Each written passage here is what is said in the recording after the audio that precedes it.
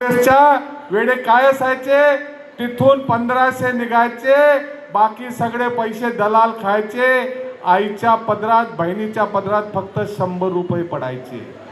बदल का केला की थेट 1500 रुपये बहिणीचे खात्यात आले पाहिजे।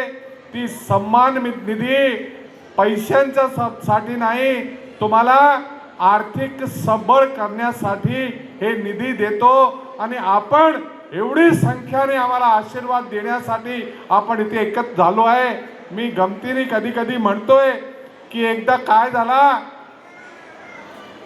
माझी बहिणीने आपल्या नवऱ्याला सांगितला की अहो ऐकता का, ते बोलले बोल, आपण आज हॉटेलमध्ये जाऊया, जेवण आज बाहेर करूया। तर नवरा काय म्हणतो, पोट दुखतोय माझा, आज नाही पुढच्या कधीतरी दिवसात जाऊ।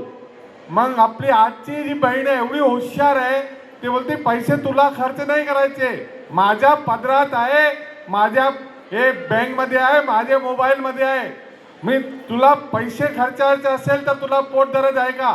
तो काय बोलतोय, आता माझा हळूहळू पोटाचा जे दुखण आहे वो कमी होतोय, मी येतोय तुझ्या सोबत। हे माझी बहिणीचा सन्मान आहे, हे माझा सन्मान आहे। फक्त एकच पैशांचा विषय नसतो। माझ्या बहीण जेव्हा कधी त्याला कितीही खर्च मिळाला, संसार चढण्यासाठी पैसे मिळाले, घर चालण्यासाठी, तरी ती काही ना काही तर बचत करते।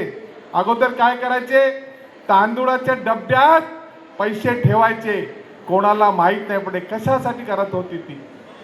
त्यांच्या मागे त्याग असतो, त्याची मुली चांगली जगली पाहिजे, ती त्याचं शिक्षण सुंदर झालं पाहिजे आणि ती मोठे पदावर झाली पाहिजे। प्रत्येक आईची अशी इच्छा असते, त्याच्या मागे कारण हे की त्याला माहित आहे माझ्या आयुष्यात जे दुःख आले होते ते माझ्या मुलगीच्या आयुष्यात येऊ नये। आणि ती काय करते, ती आपली मुलीसाठी जेव्हा कधी त्यांनी जे बचत केलेले पैसे आहे त्याच्या शिक्षणासाठी सगळे पैसे खर्च करून टाकते।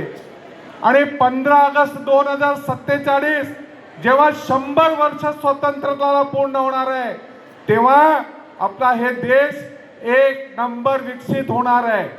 आणि विकसित होणार कसं, ती आईची जे कष्ट आहे मुलीसाठी, ती मुली जेव्हा मोठी होणार, ती आपल्या देशाला त्याच्या पुरुषार्थाने, त्याचे कष्टाने आपला देश एक नंबर मध्ये येणार आहे।